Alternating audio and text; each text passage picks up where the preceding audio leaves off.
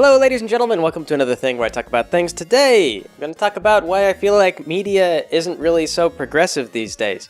The reason I'm doing this is because I did the whole the Black Panther thing, and Black Panther is being praised by critics for a lot of different reasons. They're saying it's a very progressive movie and this and that, and I personally disagree. I don't feel like it's actually all that progressive of a movie. But based on some of the comments, you would think that maybe me saying that I wasn't dazzled by Black Panther was potentially a very racist thing to say, if only because, or like I didn't understand the movie, if only just because all the critics have been saying it's so progressive and it's so amazing. And it's difficult to really explain why I feel like the media hasn't been very progressive unless I back up and kind of explain the different kind of sections of how I view things are supposed to work and how I don't really feel like it's lining up with what's going on. And the first thing that you have to get into is like statistical data. And when I talk about the media, I'm actually kind of talking broadly about not just movies, not just television, but about the whole sphere of media in general. Like also Twitter, Tumblr, Facebook, these kinds of things. And all of it has gotten really weird because now everyone can kind of say what they think and they can spread around information that they think that they find. And so people have fallen in love with statistical data. Because statistical data is insanely weak, it actually doesn't tell you anything, and you can manipulate it really easily. So people love to share statistical data to prove that they know something about somebody's demographic. Like I see on both the extreme left and the extreme right, people posting contradictory data about black people or white people or just any kind of race, whatever they're thumping on today, whatever they're mad about, they have statistical data that proves their point. And most of it is bunk. And the reason why, I've got to start with statistical data is because I really feel like there's kind of a growth starting back with gender studies kind of coming up on the rise. Like I said, I had a lot of friends who kind of got into gender studies when I was in college, and I don't think that that's slowed down. I think the politics of that has gone on. And what it might be a case of just gender studies professors being very good at marketing, but in kind of an unpleasant way. And I don't know if they necessarily intended for things to go the way that it did, but definitely I think it started off as an attempt to secure a position in the university and have that job security. Because a lot of it, what it goes back to is there's this sort of like Freudian psychology at work. Like they say that, everyone has a subconscious, you know, and so you can be subconsciously sexist or subconsciously misogynistic, or they call it like internalized misogyny, you know, internalized racism or whatnot. So you may not overtly think anything negative about any particular demographic, but if you don't support these correct political views, then you have internalized some kind of racism. And not sharing those views is just you revealing your internalized racism. So you're still racist, it's just sort of like a more benign racism that they still act like needs to be treated, you know, through some kind of cultural re-education. And how do you get that cultural re-education? Well, you take a gender studies course, of course. And this is kind of what it comes back to, is it's sort of like, there's all this statistical data where people are all like subconsciously racist and everyone's subconsciously sexist and so on and so forth. And so we need them to be taking these classes. They shouldn't be an elective, they should be mandatory. And this is kind of where it's coming from. It's coming from these gender studies departments trying to generate belief that they need to exist and that people need to take their classes, that they're important, because this is how you're going to get the education to know better than to be subconsciously sexist. And like I said, it all kind of comes back to stats data, which I had a couple of friends, actually a surprising number of friends who went into gender studies. It's like the new philosophy. Like everyone knows that you can't get a job with philosophy, so people my age went into like gender studies because it was equally easy. And you don't need stats classes or whatever to get a degree in this, but they use a lot of statistical data. And so anyway, the way that statistical data works is you just kind of go around and you ask a question. And I've talked about this before, but they sort of treat it like epidemiology. The social sciences, they're considered a soft science, they're considered a developing science. It's not just gender studies, it's also sociology, it's even psychology. They don't really know for sure how the brain works, they can't really look at your chemistry, figure out how things are. So they kind of try to look into stats, and they sort of try to do this reverse epidemiology. And the way stats are supposed to be used is you use them to create a hypothesis, not come to a conclusion. So you get some data and you say like, okay, I think maybe this thing might be causing this data to appear. And then you have to go and you have to figure out a way to test that hypothesis. And until you can test the hypothesis, you really can't come to any conclusions. Where these sociological things stop, though, is that you can't really test people's like subconscious attitudes or whatever, because it's so, it's like a very abstract kind of thing. Like you can't really quantify it. So, even defining like what is racism is very difficult. But what they'll do is they kind of treat it like a reverse epidemiology. So they go out and they take all this statistical data and they say, like, I remember for a while, this I don't see as much anymore, but for a while in the heat of things, I think around 2015, I was seeing statistical data that said things like 80% of men would commit a rape in their lifetime. And it was it was statistical data that was true. If you didn't read into it, it was true, it was accurate. Like, they took the data, they sent out these questionnaires, but then what you found out when you read further into it was that they were using like a very strict legal definition. So it was like, if you'd ever slept with a woman while she was drunk or after she'd had a few beers, even if it was consensual sex, like that would be considered rape. And so when they would add these sort of like, you take these things in and people wouldn't conventionally think of this as rape, but they would kind of they would try to define what rape was, and then they would take sort of the legal definition and they would fold it all in there. And so at the end of the day, when you looked at it, when you went with like, what did the gender studies professor broadly defined as rape, and what does the law define as rape, and all these things, then 80% of men became rapists. Again, true statistic, but the data is less intuitive than you would think it would be, because you have to really look at like, what exactly were they measuring and how did they quantify this information. And then even once you kind of find this data, like suppose you find this data and you say like, well, 80% of men are rapists, the next thing you have to do is you would have to come up with an explanation for like, well, why am I getting this data? And in this case, like I say, you can say that, well, the data came from the fact that you had a very, very broad definition of rape.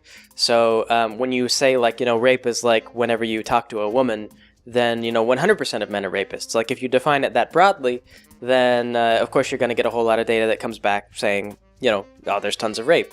And sometimes you also get I know that on the right wing, on the other side of politics, they were saying that there was a bunch of immigrants that came in, and rape statistics went up. There was more rape.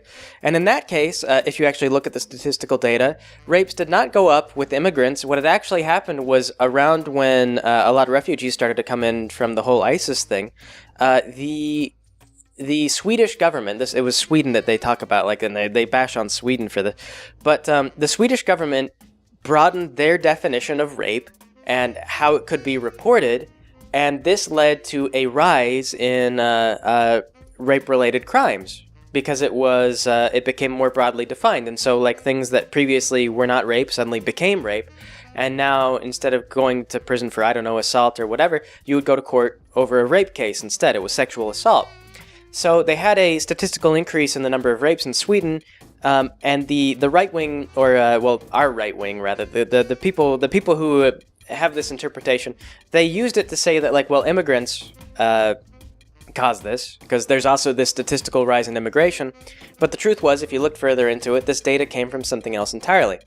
And so you see like how flaky statistical data is. It really depends. Like you can come up with these different hypotheses, and you can say like, well, maybe we're seeing this data because of this reason, or maybe we're getting data because of this reason. And the way you collect data and the way you define your terms and the way that you do everything really affects the data. And that's why on both sides of politics, you're seeing statistical data that supports contradictory arguments.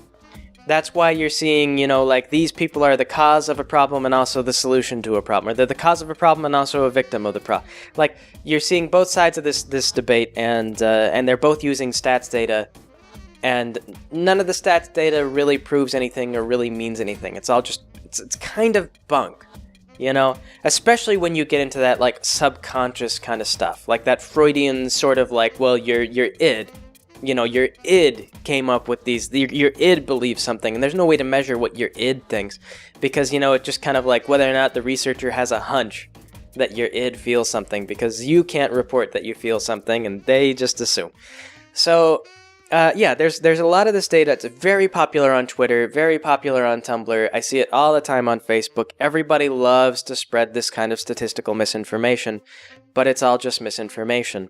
So you're getting a lot of misinformation being spread, but treated as factual, and people kind of create a hypothesis, but they don't treat it as a hypothesis. They treat it as a conclusion.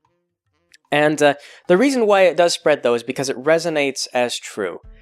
It taps into things that are really real. And so you look at like racial disparity, and just because statistical data about racial disparity may not accurately depict what's going on there, it doesn't mean that it doesn't exist. Statistically speaking, if you're black, you're more likely to be in poverty. This does not necessarily mean that if you're black that you are in poverty, because what stats data really doesn't get into is the fact that everybody is an individual. Everybody has their own individual situations. Things are different in every single city. There's not, just because you have a sort of universal statistical data, or just because you have these large-scale statistical trends, it doesn't matter that every region is this. It doesn't mean that every region is the same. It doesn't mean that every region has the same culture. It doesn't mean that every region is going to vote the same. People in poverty in a Republican state are still liable to vote Republican, whereas people in a more blue state are more likely to vote Democrat. You know, they have different viewpoints and different perspectives depending on where you live and what you work in and what your social class is and everything like that. So the first thing to think of, like, if you don't want to be racist, don't think of black people as a solid monolithic block. Like, it's not like there's not like an enmity between like black people and white people, like they depict in Black Panther. You know, like Killmonger talks about this sort of like this enmity between white people and black people. That doesn't really exist. There's not an enmity between white and black. I mean, not really in a way. There's everyone kind of has their different opinions and their different feelings. There are white people who just have some inexplicable beef with black people, and vice versa. But it really kind of depends on the individuals.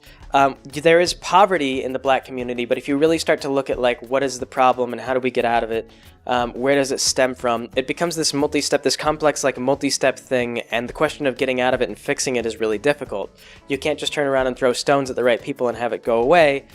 In that case, you just have a lot of broken windows. So looking at like poverty in the U.S., it's actually not just black poverty that's a problem.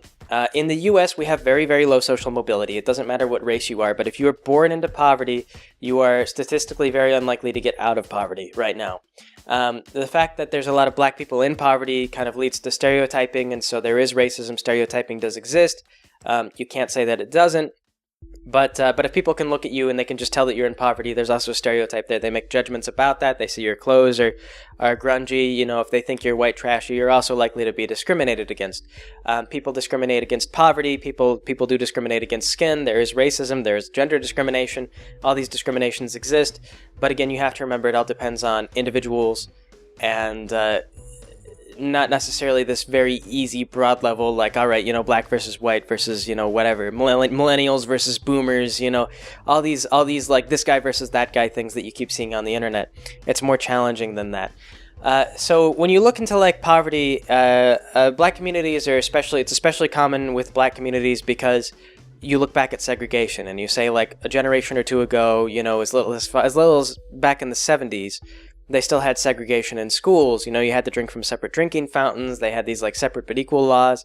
And, you know, it really kind of created a legal restriction that prevented anyone from a black family from getting into the upper classes of society.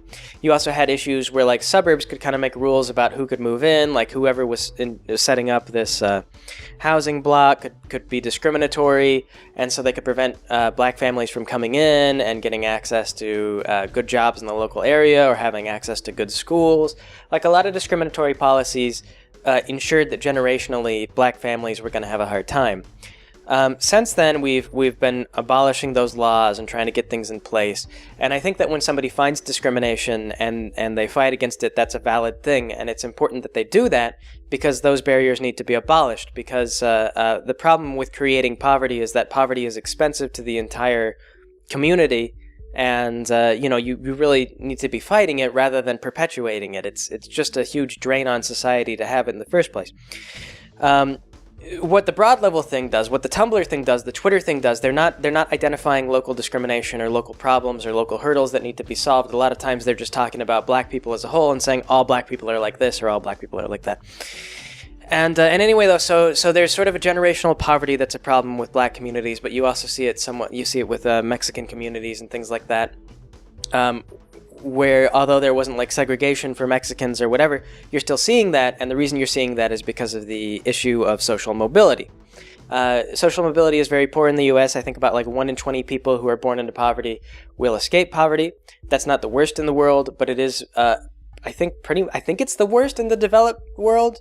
I don't know if it's like the very worst. I think it's also really bad in England, but America has a much larger country, so we have a larger population that's affected by it. I think like England is up there with us, but the U.S. is pretty bad. If you're born in poverty, you're going to have a really time getting out. And that's because there's no socialized medicine. There's no socialized higher education. Like if you work at a job that doesn't pay very well, then you're not going to have money for college. If your kids get sick, you're going to go bankrupt. Like there's all these hurdles in the way. Like how do you save up for your kid's future if you're just constantly paying to fix broken windows? So if you're born into poverty, it's really hard to get out. The best way that you're going to get out is to find like maybe a scholarship or something like that, and then climb your way out. But there's only so many scholarships to go around, so it's not like everybody in poverty can just grab a scholarship and climb their way out. Obviously people also can't just relocate into better areas because that's expensive and that's difficult and you have to have a job lined up. And, I hear people about saying stuff like this, like, oh, why don't you just pack up and go where there are jobs? And that happens. For example, there was a big oil boom. I can't remember where it was. It was in one of the more rural areas, but there was this huge oil boom that was going on for a little while. And a bunch of people bought these campers or these mobile homes, and they would drive out to these areas, and they would get these jobs for a little while. And then oil prices declined, and oil became less profitable, and a bunch of these big oil companies shut down. And so all these people had like sold off all their savings and bought these mobile homes to go work in this industry, and then the industry collapsed, and now they have no jobs, So just packing up and moving to wherever there's jobs, it's not really the most easy thing in the world. It's not necessarily stable. It's not necessarily a good idea, especially when it comes to jobs that don't require higher education, because those jobs can vanish, at the blink of an eye, and they don't provide a whole lot for you to... You've got to save for like 10 years before you can move again. So the point is there's lots of different things that contribute to poverty. It's a really complex question. It's really difficult, and... I'd really like to see it addressed personally. I'd really like to see people have equal access to really good education and have a shot at getting out of poverty if they're born in poverty. I know that I struggled with healthcare costs. I avoided going to the doctor for 10 years and just recently found out, I'm going in to see the doctor again about this, but recently found out that there may be some stuff wrong with me that I was not aware of. In fact, we might see. I might, I believe, I have to talk to the doctor, and this might be nothing, but I think it's like a thyroid problem, and so to fix that, I have to take some drugs, which might mess with my mood. But anyway, though, that'll be. I'll bring that up later. If that affects anything, I'll bring that up later. I don't think it's too bad, though. I'm tired all the time, but I've been tired my whole life, so maybe it'll just I'll start taking this treatment. But anyway, though, point is, I avoided the doctor because I was self-employed. And medicine was super expensive, and I would have really liked to have a more affordable healthcare system. Would have really helped me out, and I don't make a lot of money, so I'm one of those people who has been in that sort of lower class, kind of struggling a little bit. So coming back to the idea of statistical data, one of the things that we see in politics a lot then is we get politicians who get into these demographic blocks, and so you had the Democrats who are saying well, black people vote for Democrats. They say black people are Democratic voters, and this is kind of a racist thing to say. And this is one of the things that's really bothering me about the internet and about media right now is people are starting to get really, really racist, and they're patting themselves on the back for being so racist. So the Democrats are saying well, black voters vote Democrat. And that's good on us. We're the black party, we're the party for the black people.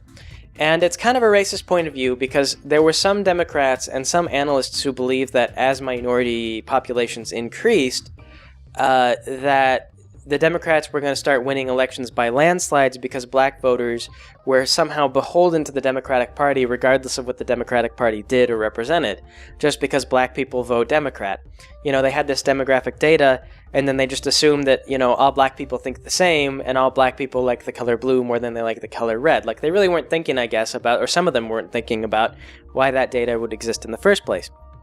And,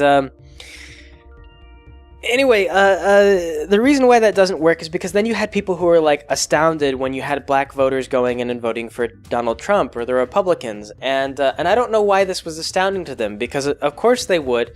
You were looking at like black people in Kentucky who were working in the coal industry, and then the Democrats would pass these environmental regulations which made the coal mining jobs more expensive to maintain, and so they laid people off and they lost their jobs.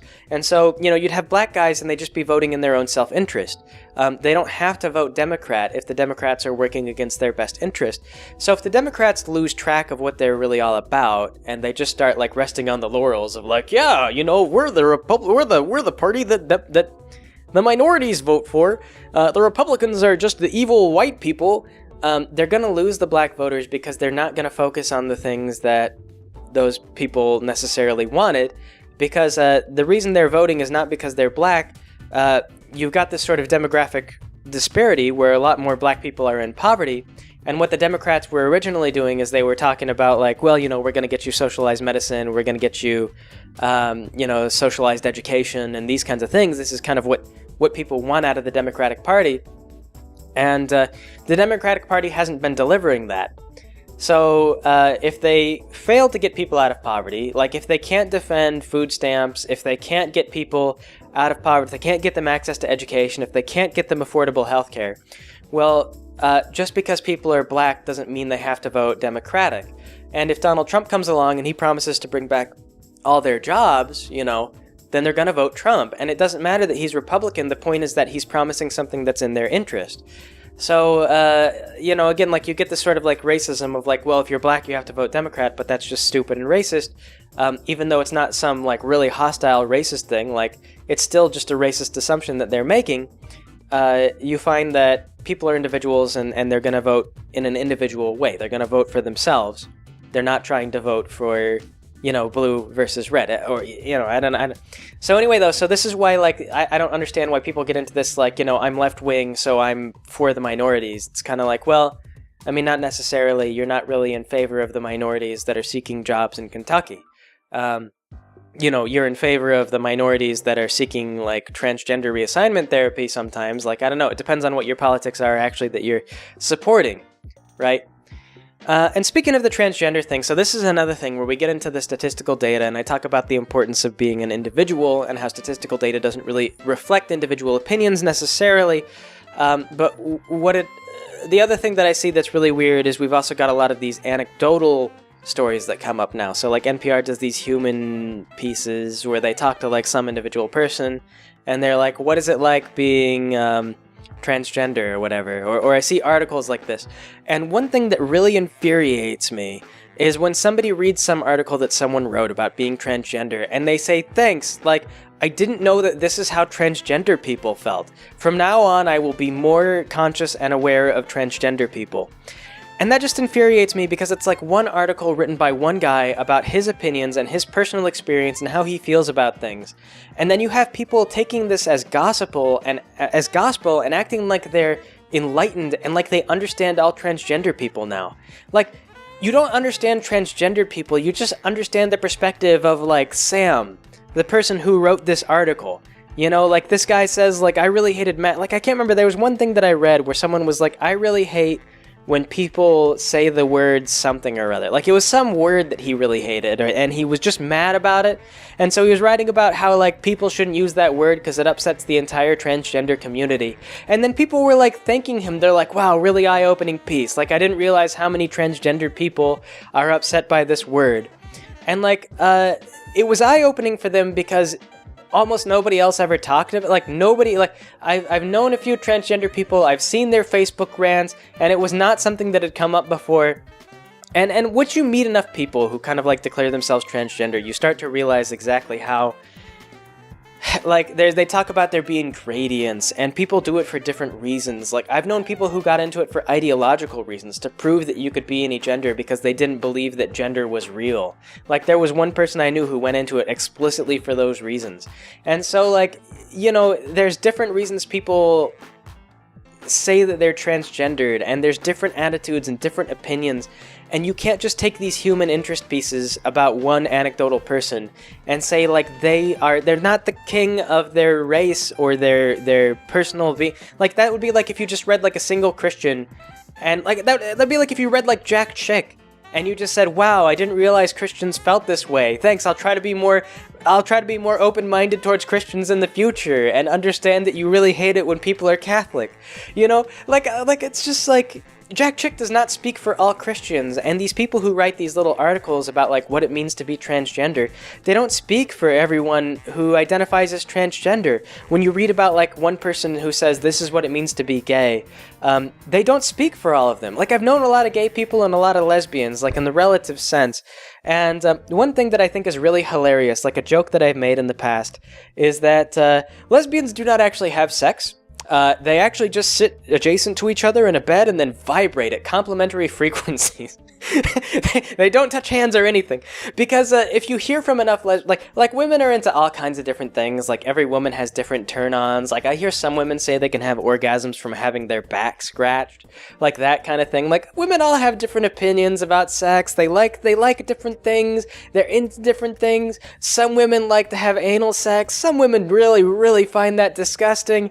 You know, there's different feelings and different opinions. But, there are countless pieces on the internet that you can find where someone gets up on a soapbox and they say, no lesbian in the history of lesbians has ever had sex in the following manner. Like, no lesbian has ever had anal sex ever in their life, ever. Because in their personal experience, they've always refused and they don't enjoy it. And so they just speak for all lesbians. And it's kind of like, it's not true because I know someone who specifically contradicts you, you're full of crap. But people will thank those people. You know, they get up there and they're like, no lesbian would ever do this. And then I see people on the internet where they're like, oh, this is so dumb. Like, this depiction of lesbians in the media is so fake. Like, lesbians would never scissor each other. Like, lesbians don't believe in scissoring. This is a patriarchal thing invented by... It's like, oh, shut up. Like, some women will do that. Like, it doesn't, maybe not like all of them. It's not a universal thing, but everyone has different things they're into. And yes, women will totally scissor each other. It's, it's not a patriarchal conspiracy. You know, try it, you may like it. So, you know, this, like I say, the internet has just gotten rife with these personal anecdotal stories of what it means to be a minority. And I feel like this is kind of promoting, again, this sort of this almost, it's not really necessarily bigoted, but this kind of like racism, this idea that if you hear from one person, or you know, like oh, I've got a friend who's black or whatever, then you understand all black people. And the point is that that idea that, like, if you know or read about one person's opinion on what it means to be black, and you know about all black people, that's actually the racist thing. Because you have to understand that every black person is an individual, and one person's perspective on life, one person's life experience, is different from another person's life experience. And there are commonalities, and people may say things that resonate with each other. But, you know, if you try to boil everyone down to just something as simple as their racial demographic or their sexual orientation, then you really don't wind up with anything too terribly meaningful, because someone's skin color alone doesn't mean anything about them. Like, they may be from, they may have grown up in, like, Nassau, which is like a U.S. territory, I believe, you know. Like, that's a totally different life experience than growing up in, like, you know, I don't know, Kentucky or New York or anywhere else in the U.S. Like, those people just live different, you know, they live differently. Different stuff goes on, you know, you probably see different things on their local news. They have different politics, you know. So, you just can't make assumptions about people based on something so broad, and yet I'm starting to see these very broad generalizations getting treated like a sort of rights movement, you know, which I just don't agree with. I don't agree with at all. And the other thing that I get into, I hear people talk about all the time, is privilege. And privilege is sort of like just an almost scientific way, or it's a scientific way of explaining who is where in society. Like they say, like, well, white people are at the top of the privileged ladder, and then I don't know, like Asian people are below that, and then like, oh, African Americans are below that, and the Native Americans are even lower than that, or maybe that. Like, you know, there's not really like a hard science there, so you can just like put people anywhere in the totem pole that you want. And they just talk about, like, depending on your skin color, this is where you fall in society. Like, universally, this is true, and they will defend this. Like, I will ask people, I'll be like, so what about like a rich black, like what about Will Smith? Like, where do you think Will Smith falls in the privileged ladder? And they're like, well, Will Smith falls behind other people of his equivalent wealth. You know, a white man of equivalent wealth to Will Smith is on a higher privileged ladder than Will Smith because Will Smith is black and his skin color automatically makes him lower on the social pecking order. And it's kind of like, I don't think so. I think people like love Will Smith and universally recognize him. And I suspect that because he's so well liked, that he probably has it easier than like, say, I don't know, Mel Gibson would at this day and age. You know, I don't know where they are in terms of like equivalent wealth, but the point is, I think once you get rich enough, honestly, the numbers don't even matter. But individuals should come into play in that, and that whole system, it doesn't. It just discounts individuality and then boils everyone into these sort of classifications based on their skin color and their presumed spot in the pecking order. And there are a lot of white there are a lot of white people who resent the idea that they're at the top of the social pecking order when they're at the bottom of the social pecking order. Like people who are living out in poverty, like out in a trailer park or whatever, they really kind of resent being told that they have too much and they need to give some stuff up because they got nothing to give you.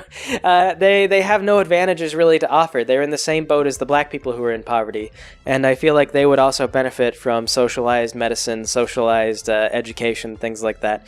They may have different attitudes if they're in the rural areas, but you find that white people in poverty kind of have similar attitudes to black people in poverty in like the cities and whatnot, because they would all benefit from the same sort of policies. So it divides people. I really dislike this. Like when you look at like, okay, so white people in poverty and black people in poverty have a shared self-interest. And they could read, like there's tons of stuff they have in common, and there's no reason they should be at conflict. But then you have people who are supposedly progressive coming in and saying like, no, these are two totally different groups with two totally different social standings, and they benefit from totally different things, and they need to be separated and think separately from each other. When the truth is that they're really a lot more unified than they're being given credit for. I mean, they're almost exactly on the same page, and they really could both benefit from the same things. So, I really hate the concept of privilege. I really hate people who are spreading around privilege theory and stuff like this. It's this stupid academic thing that is honestly just very racist. It assumes that everyone of the same skin color and everyone of the same gender has the exact same stake in everything when they just don't. And I feel like it's bad for society for us to think in terms like that. I mean, it's like it's almost like that sort of eugenics sort of thing. Like we've gone backwards somehow. Like, how did we get back to this, to where we're saying like someone's skin color determines their importance to society, or their stake in society? Because it doesn't, and it shouldn't, and in a well-functioning society, it can't. So, yes, we get into that, and so this is kind of where I'm coming from with all of this stuff. And so, how does this all relate to media? Well, if you look at things like Black Panther and the Ghostbusters and things like that, what I think is starting to happen now is they're realizing that controversy on Twitter gets talked about. You know, controversy on Facebook gets shared around. And so everyone says, like, Black Panther is the only superhero movie. And that's a patently absurd statement to make, but that generated anger from some sides and support from others, because people are getting very polarized. They're starting to kind of approach things from like, well, all black people are like this. And so if you make these weird generalizations, whether they make sense or not, people will jump in and support it because they know what side they're supposed to be on. It doesn't matter if it makes logical sense, they just know whether they're supposed to be on the right or left side of this argument. So people further on the right side of the argument are, they get mad at this statement. They're like, no, think about all these other black superheroes. Like, look at all these other guys. And then people on the left side of the argument, because they know they're supposed to be supporting the argument, say that's wrong for some reason. You know, I don't know, that doesn't count. They don't count. Like they're not as progressive as Black Panther. You know, Black Panther is the first truly progressive, first Marvel superhero movie. You know, and so they kind of like move the goalposts until they're correct. And then, you know, the people on the right wing, of course, get mad because it's like, well, you only moved the goalposts until you were correct. And it's like, well, my statement still stands. You know, and so it's just this completely asinine argument about a completely asinine statement. But the point is, it doesn't matter who's right or wrong in the debate. the point is that it got spread all around the internet and everyone's now talking about Black Panther. And so that means that if you want to prove people wrong, you have to go see the movie so you can debate with them and say whether or not you agree. And if you want to prove yourself correct, then you just go see Black Panther and then hang on to your confirmation bias and say, this agreed with everything that I believe. And Black Panther itself actually wasn't very deep at all. It was extremely non-committal. It didn't say anything one way or the other about whether or not Killmonger's viewpoints were correct. I think his viewpoints were stupid and childish. I feel like they were the kind of things that would be come up with by a kid. But I also think that was the point.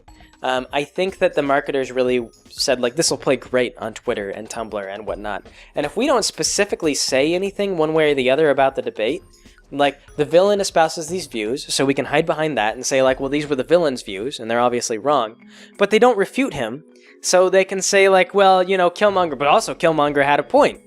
And the question is, like, a point about what exactly? Like, what was his point? Like, his point was that black people are in poverty, which is true.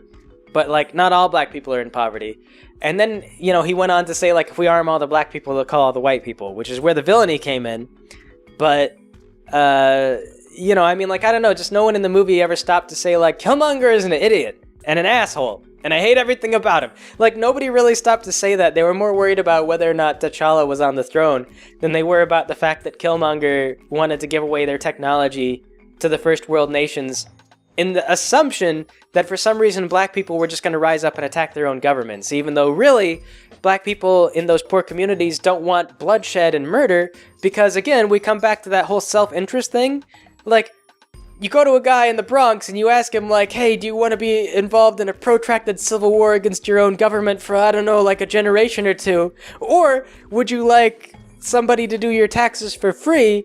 The answer is they'd really like that guy to do the taxes. Like, how do I sign up for that? You know, would you like someone to help you get out of your medical debts? Like, oh yeah, no, I'd love that. It's about self-interest. You know, a bloody civil war is not in most people's self-interest, but getting out of poverty totally is. So what Killmonger really should have done is he should have sent people who would just, like, lobby the U.S. government to get education reform. Like, if Killmonger really wanted to make a positive difference, he should have reformed the government. You know, the U.S. government. And, like, that's how that works, too. Like, they had an infinite amount of resources. Why didn't they take all that money and just lobby the U.S. to fix their education if he really cared? He didn't do that. He was an asshole. He was a dick and he was wrong. And all he was gonna do was just make life worse for everybody. That was his whole plan. But anyway, though, so the movie didn't really take a stance one way or the other, and they didn't get into, like, what poverty really means, or how you get into it, or what it's all about. They also really, I don't feel like they were very progressive, because they really didn't get into anything too real, you know? Wakanda is like this fictional nation, and I mean, even Wakanda was a little bit racist because they chose their leader in trial by combat, and, you know, they had the gorilla tribe, which imitated gorillas, which, I mean, like, in a superhero movie is pretty cool. Like, I love gorillas. Like, I love Gorilla City, and I think a gorilla tribe is super freaking awesome, but if you ask me, like, if you were like, in a movie that's addressing subjects of race and racial disparity, is it the most tasteful option to have, like, a tribe of black people who imitates monkeys and gorillas? And I would say, ooh, yeah, I don't know. Like, I love that concept. Like, if you remove the racial questions, I would totally be all over it, but when you put them there, I'm not sure. So, again, it's kind of, like, weird. Like, you can't really say that the movie was necessarily racist for having the gorilla tribe in it, but when they bring up these issues of race, it's kind of like, was that the most tasteful choice? I mean, like, what is the movie trying to say? Like, what is it really going for? And because it's all fictional, it's kind of like the generalizations you can make is like, this is what Wakandans think. This is what this fictional race of people think.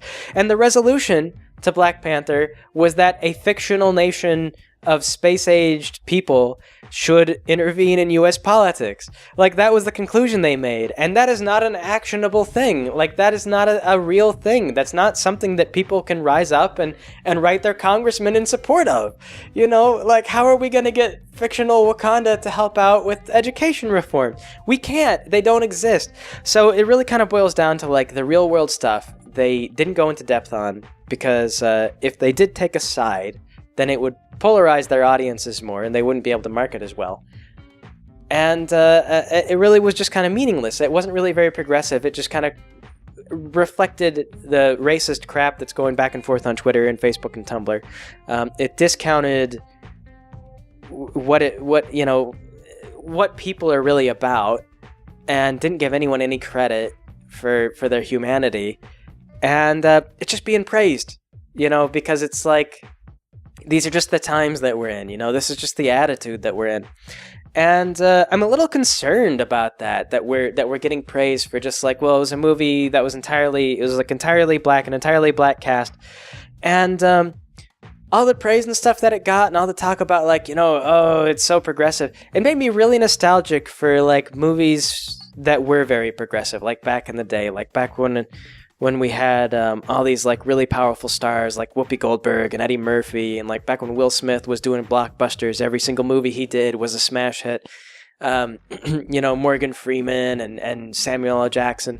Like there were a lot of films that were about, growing up in poverty or being in poverty or things like that. Like I joked that like Blank Man might have been a more progressive movie than Black Panther, because in Blank Man, the main character was just this incredibly nerdy, non-stereotypical dude who really, really liked comic books, and he really wanted to be a superhero. And he invents this like formula that makes his pajamas like really super resistant to bullets. And then he just goes out and he fights crime. And he's like super nerdy, and he's got like his brother playing the straight man, and like, there's poverty and everything like that. But like Blank Man's got a heart of gold, and his brother's trying to like climb out of the, he just wants to get out of this bad neighborhood, and he's working really hard. And he's like a good, honest, like level-headed guy and all this. And so it's kind of like these two black guys growing up in like, I don't know where, New York was super popular in all those old movies. So I don't know, maybe the Bronx or something like that. But the point is that they were heroic, and you could root for them, and it was a comedy, so everyone was kind of like really likable, and I believe that the villains in that were white, but it was also they were like super rich, and they were some kind of corporate death monger, whatever. It was a superhero thing. It was like Lex Luthor was basically his villain. And it didn't get into like, I'm fighting on behalf of all the black people. Blank Man was questioned by everyone. Everyone was like, are you insane?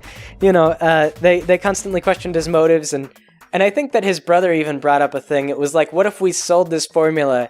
You could get out of the hood, and you could use that money to improve the neighborhoods more than if you fought crime. And I think Blank Man was like, but I really want to fight crime. And so it kind of just got into, I don't know, like that sort of thing. It's human. It's more relatable. Like the life that it depicted, kind of like living in those bad areas. Like it showed people living in those areas as being like honest and hardworking, and not appreciating the crime, and just wanting to get out of that and stuff like that. And I can relate to that. Like I can believe in that. I can root for those guys. Like, man, I want those guys to get out. Like these are good people. These are good characters. Like they want to get out of this bad neighborhood. Like I understand that. But with Killmonger, it's like, I want to take over a fictional nation and then just send everyone into civil war. Because it's like, I don't even... Like, the guy was supposedly... he graduated from, like, MIT or something like that with an engineering degree. And then he was, like, the top of the Navy SEALs. And he was also, like, the prince of he was part of the royal bloodline in this fictional super nation. And it's like, I'm not sure where the grounding is. Like... Why is he so upset about having grown up in poverty? Like, he totally got out of it, and, he was one of those, like, 1 in 20 guys who got to the top, but, like, he basically had everything, but then just chose to go to Wakanda and ruin everything for everyone else. They're gonna slam those doors behind him, make it harder for people to get out of poverty by just creating more poverty. I don't know. And the other one, too, that we're getting into is we're getting into a lot of, like, sexual representation, where we're getting into things like I talked about, like, Todd and BoJack is like, he's asexual and things like that. And the sexual representation is one of the ones that's really difficult to do, I think. It's hard to make a character, like, you can do a character who's gay, like I have Peyton, and Peyton is, like, gay. But, a lot of times I think about, like, when would it be appropriate to really bring up that Peyton is gay? And in a lot of scripts and in a lot of situations, it's not. There was one Let's Play that I did where I had, like, a funny story of, like, this time that Peyton was trying to, like, hook up with one of her friends. and she she does all this like elaborate stuff, and the story was kind of about her failing to pick up her friend, and that was kind of where the comedy was. And at that point it was really appropriate to bring up like the homosexual attraction, but the focus of the story wasn't even that she was gay. It was about her complete inability to communicate with this person on a human level, and that's, you know, it was sort of a comedy story. And so like stories about being gay, they're either a story about being gay, in which case your entire, you know, episode or show is about this subject, or the homosexuality is just totally incidental and it doesn't even really matter. Like, it's not something that you focus on. You focus more on the people, on the elements. And a lot of shows have a difficult time seeming to really grasp this. They get kind of also into that whole, like, this is what it means universally to be homosexual, where they introduce a character. Like, I don't know, Todd is kind of having this identity crisis in BoJack, and then he goes to like these asexual meetings, and then he meets other people who are asexual, and it all feels kind of like a non-story. And that's one thing that I really dislike about it, because it's like, Todd is asexual, and it's like, okay. And they devote like a lot of time to it, you know, like, Todd is definitely asexual. It's like, all right, got it. Where's the conflict? Like, what's the story? Like, what are we doing? And it's like, nothing, just Todd's asexual. He goes to this asexual meeting. Everyone's like, yes, I'm also asexual. See, they're like kind of normal people. And, you know, the fact that they're just like, they're not doing anything, I guess, is fine, but it doesn't make for a very compelling story. And it's the kind of the same thing with like those older films that are like, oh, here's these like Blank Man was about like a black guy fighting crime. And it wasn't really about how black he was. It was about, you know, he just grew up in a bad neighborhood and he wanted to fight crime.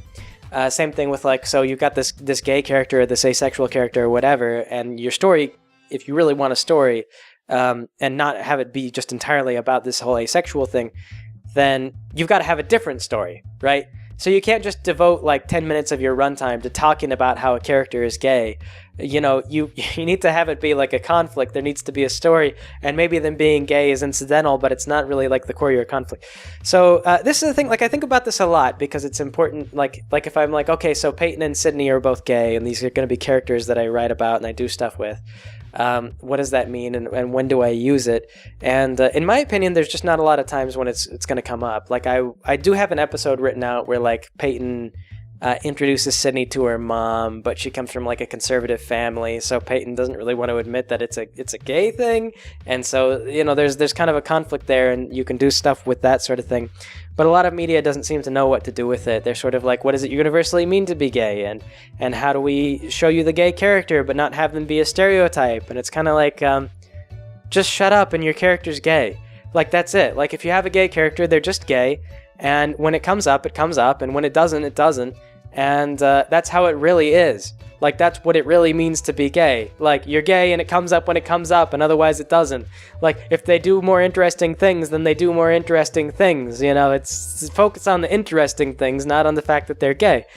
It's all you can do. It's really the best way to write a story. And the ones that, but the trouble is that the ones that focus on it, again, that focus on, and it goes for everything, on their gender identity or their sexual orientation or their race, if they focus on it really hard and they're like, hey everyone, this person is asexual, like, everybody stop, everybody look, okay, all right, there's no story here, but just they are. It gets praise on Twitter because it's controversial and because it's kind of hackneyed. Some people dislike it, and some people really like it because it's like, oh yeah, representation. So you get people who spread it around and they're like, yeah, representation. Then you get other people who are like, this is boring and I don't care. And so then you get this conflict, and people spread it around on Twitter, and it gets popular, and it shows to these companies that this is a thing that you ought to do, because even though just having Todd be like asexual in a really boring, you know, cardboard kind of way is not great storytelling, it gets you, you know, posted on social media, and people start talking about your show.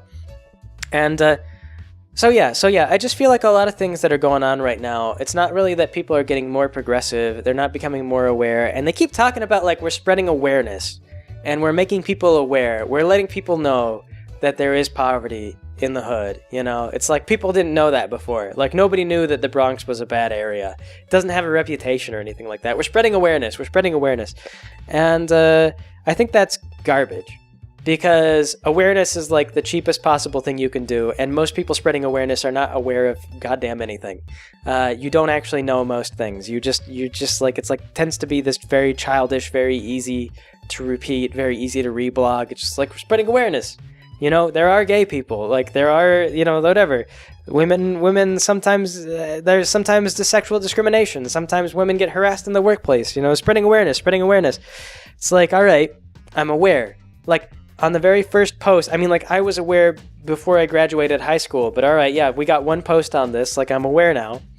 But, you're not really spreading awareness of the underlying problems. And then they kind of get, it's cultural. We need to re-educate people.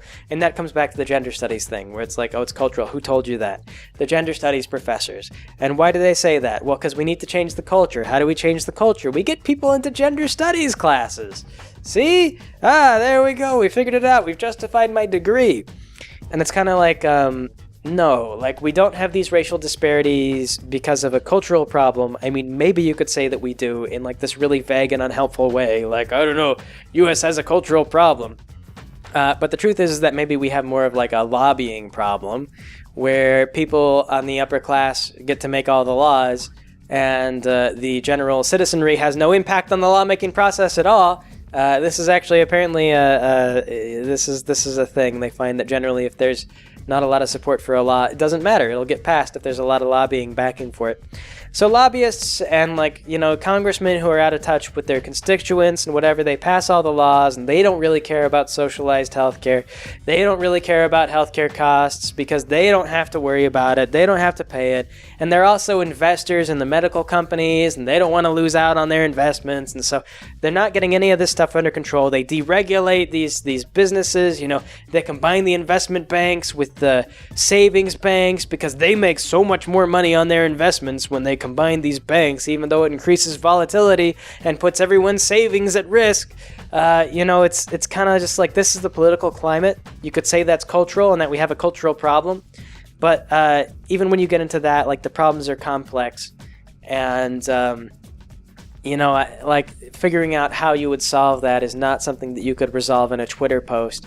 And I feel like nobody really raises awareness. They don't raise awareness of the actual problems in our country because you can't tweet the actual problems in our country. They're so big and they're so multifaceted that you would never fit it in a tweet. You need to write a book. Like, for you to really understand what's going on with our healthcare system, like, it would really take, like, a book to explain, like, all right, these are all the different players, and these are all the different vested interests, and the insurance company is separate from the medical device manufacturers, and the drug companies are separate from them, or maybe they're merged, but they're different branches, and they have different interests, and they have different lobbying groups, and these are the lobbying groups, and this politician is on this, like, the politicians are different. The individual politicians have different politics and different views, and different lobbyists and whatnot, and the there's Republicans and the Democrats, and it's all like, you can't just tweet all that. You can't just like make a single Tumblr post and then enlighten everybody about what's wrong with the system. But you can't just blame culture. You can just say everyone's culturally wrong, and if we fix their culture, it'll all get better. It's like, yeah, all right, great, yeah, and if you wish on a star, then maybe everything will change. Like, maybe if you wave a magic wand. Like, maybe if you had wheels, you'd be a wagon. Like, it's not progressive. A lot of times it's more racist than it's progressive. They're just making broad-level generalizations. They're not really getting into the real issues. They're not getting into the underlying causes. They're not looking at solutions. They're not spreading awareness of things that we actually need to do and take action to fix because they don't even know in the first place. Most people on Twitter, Tumblr, and Facebook are not at all informed. They just think that they are because they read somebody's post that said, this is what it means to be in this demographic. And they said, oh, wow, thanks, king of whatever demographic you are. I'm so glad that you were able to speak on behalf of your entire demographic and tell me what it means to be all of you people. It's like, doesn't mean anything. Doesn't mean everything. Everybody is kind of their own individual person and everybody has different opinions on everything. You didn't learn anything by reading one person's Tumblr post. You didn't learn anything from anybody's Twitter. Like, if you really care about this stuff, go out and buy books written by the guys who are like actually involved in the lawmaking and who are telling you why they can't get these laws passed. Like, I mean, it's one of the things that I do. Like, people sometimes tell me, they're like, oh, you seem really informed. Like, how do you get informed? And I'm like, well, go to the bookstore or go on Amazon, look up the books written by the lobbyists and whatever and then read their opinions, but always take it with the grain of salt, knowing that they are biased and that they probably worked for some partisan group. And then also read the other side and try to figure out where they're coming from. The more unbiased your sources, the better. So, try to look up things and figure out, like, it's hard, but you just try to gather as much information, and sometimes your own biases are going to color things. So you're not going to be right about everything. That's the other thing that you've got to accept. And so some people are going to be correct. But I almost never have a good debate with anyone who ever talks about privilege or whoever gets really into... Like anyone on the far right or far left, I never have good conversations with them because they never know anything and they never look into anything. All they do is they just read a bunch of like yellow journalism that, supports their bias. And then they reblog that crap and they talk about like, this is what it means to be in this demographic. I mean, you even get that on, like, you get that like with Christian. This is what it means to be Christian. This is what it means to be a gun owner. This is what it means to be anything. Like the internet is just rife with that. The media is also becoming rife with that. And movies are starting to reflect that to get themselves talked about in social media because people will reblog these simplistic worldviews. So, yes, it's not headed in a good direction. I honestly, I don't like it. I don't appreciate it. I'm very critical of it. And I think it's wrong. I think there are a lot of problems in the world today, and I will not deny that there's racism or that there's gender discrimination. I personally think that, like when they talk about the wage gap, like women having a wage gap, like there's different parts of that you can look at. Like women are actually not fully 50% of the working demographic right now. They're growing. They're the fastest growing demographic, but they talk about the wage gap. But they just take like all wages and they don't account for like women that are part-time. Like there are more women who are like full-time moms, part-time workers, and so on and so forth. But even looking at all that data, it doesn't really matter because I personally think that gradually women are going to be equal to men in the workforce just because that's the most socially advantageous thing, and automation has stolen all of the stay-at-home mom jobs. Yeah, it gets us all, doesn't it, automation? You can't stay at home and wash clothes all day because you have a washer dryer now, don't you? You don't go out with like the scrubber and spend all day scrubbing and then put everything out to dry on a nice day. You don't spend all your time hanging clothes. Think about back in the day, like your grandma, your grandma's mom, maybe even like way back, just only recently did we get away from that kind of thing. Like, if you think back at the Flintstones, people are like, oh, the Flintstones was very, gender sexist or whatever because it depicted these gender roles.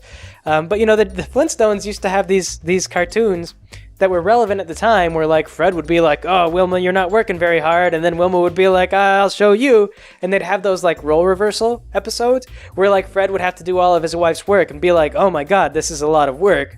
Like, I can't believe this. And the moral was, your wife works really hard, and she makes your life so much easier, and you would better appreciate and respect her.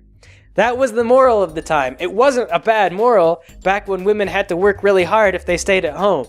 Today, that moral doesn't make any sense because if your wife stays at home all day and you switch jobs with her, then you sleep in until noon, you put some clothes in the washer dryer, and then you're done for the day. Maybe you mop the floors if you want, if you have time, but you do that whenever you want. I don't know, clean the dish. It's not a lot to do. You have a dishwashing machine too. So even that, not that big of a deal. So times have changed. Women don't need to stay at home anymore. It's not really important. It's not a role that has that much significance. So women, because they are humans and get bored when they just have nothing to do but sleep all day, they're going to enter the workforce in greater and greater numbers. And we're going to see women continue to get into the workforce. We're going to see them continue to grow. They're going to get more into STEM fields because there's more pay there and they're going to seek their own best interest. Like they talk about how women have different interests and whatnot, and right now you kind of get more into social work, but things like that is more common. But I think that just over time, excuse me, been taking medicine for my cough. Like I said, went to the doctor in 10 years. Had to having a lot more medical problems than I realized I had. The doctor did some routine tests, and I'm sick. But anyway, I'm dying. I'm not really dying. I'll be fine. Pretty sure I'll be fine. Unless you tell me we're gonna find out. I'll let you know, guys, if I'm dying. But anyway, though, yes. Point is, women are going to continue to enter the workforce, and as the workforce becomes more homogenous, I feel like there's people from the prior generation who are adapting to this, and so maybe you see some discrimination there that does exist, and they're still not, like, women are still not fully integrated into these more competitive fields yet, because you're still seeing kind of some women in more traditional roles. Like, I mean, like, my mom works full-time now after the kids moved out, but she still kind of came from that sort of generational thinking of like, well, full-time mom is a thing.